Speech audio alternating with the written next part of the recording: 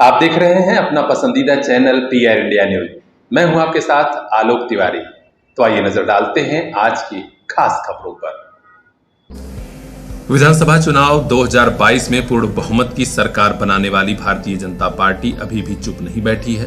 पूर्वांचल में विरोधियों को तोड़ने की साजिश और रणनीति बेतहाशा तेज हो गई है। आजमगढ़ में बसपा के कद्दावर नेता रमेश यादव अपने सैकड़ों समर्थकों के साथ भाजपा में शामिल हो गए हैं। हम आपको बता दें कि श्री यादव बिलरियागंज के पूर्व ब्लॉक प्रमुख भी रह चुके हैं। आखिर पूर्वांचल में बसपा को छोड़कर वे क्यों भाजपा में आए, इस पर बात करने के लिए पीआर इंडिया न्यूज की टीम पहुंची थी उनके आवास पर। उन्होंने बड़ी ही संजीदगी से वो बात बताई जिससे वे प्रभावित होकर भारतीय जनता पार्टी में शामिल हुए।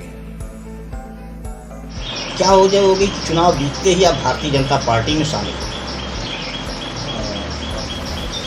प्रश्न आपका सामयिक है, उत्तर भी समय के हिसाब से चाहिए।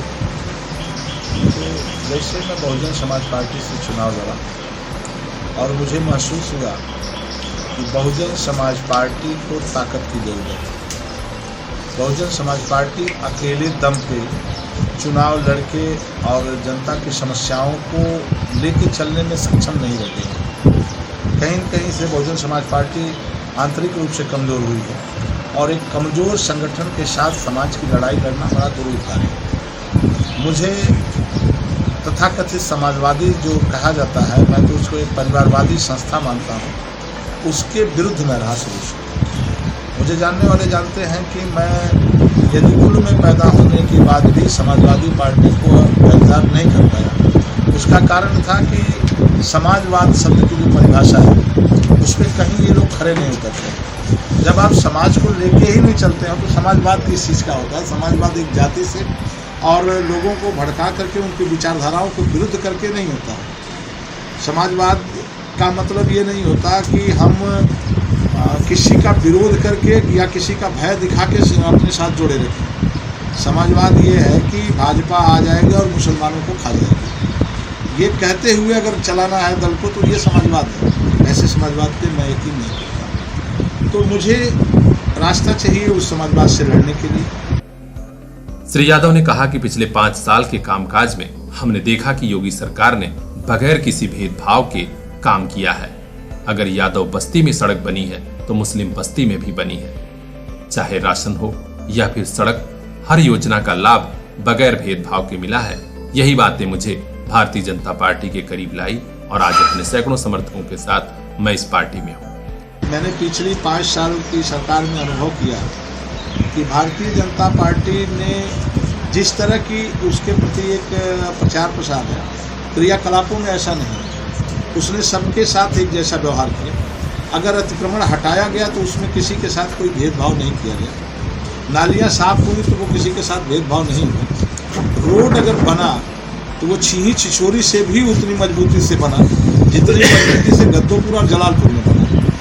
तो इसका मतलब हुआ कि भारतीय जनता पार्टी ने ईमानदार प्रयास किया समाज के लिए और मुझे उस मूल धारा में शामिल होने में कहीं से कोई असहजता नहीं महसूस हुई।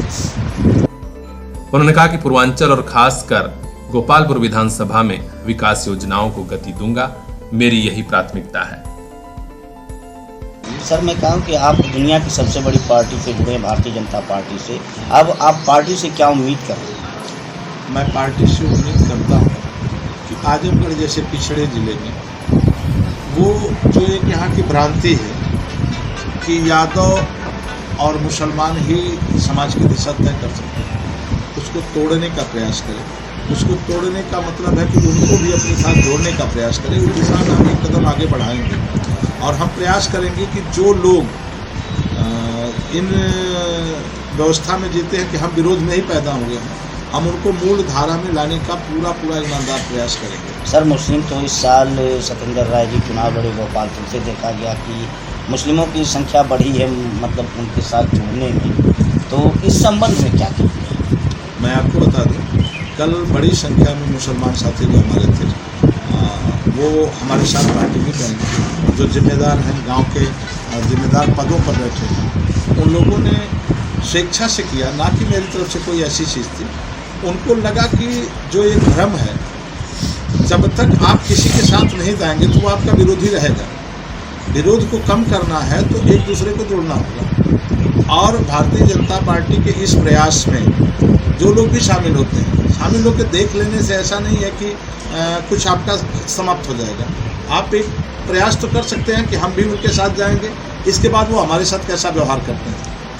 जैसे लोग कहते हैं कि बीजेपी टिकट नहीं देती है, जब आप बीजेपी को वोट नहीं करोगे, बीजेपी के साथ खड़े नहीं रहोगे, तो वो टिकट कैसे देगी? वो एक प्रयास तो करती है कि आप उसके साथ जुड़िए, लेकिन आपको लगता है कि वो आपकी दुश्मन है, तो उस चीज को तो कम करना होगा समाज में ना। यह तो तय है कि विधानसभा चुनाव 2022 के बाद पूर्वांचल की सियासत भी अब करवट ले रही है। यादव बाहुल्य इस जिले में आजमगढ़ में 10 सीट सपा ने जीती थी, बसपा कमजोर हुई थी, लेकिन अब यह समीकरण बता रहा है कि यादव भी भारतीय जनता पार्टी में शामिल होने लगे हैं। आगे क्या होता है, सियासत के हर अपडेट से हम आपको अवगत कराएंगे। रोशन लाल के साथ आनंद गुप्ता की यह खास report, PR India news. Mobile लेना है तो सोचिए मत, सीधे चले आइए Shri Balaji telecom, civil line चौराहा, कोयरी पोखरा के समीप, आजमगढ़। हम दे रहे हैं आपको मोबाइल पर फाइनेंस की सुविधा। आधार कार्ड लेकर आइए, बगैर पूरा पैसा दिए मोबाइल लेकर जाइए। तो सोचिए मत, संपर्क कीजिए 8400776054। आपके सपनों वाली मोबाइल का खास showroom, Shri Balaji telecom, civil line चौराहा, आजमगढ़।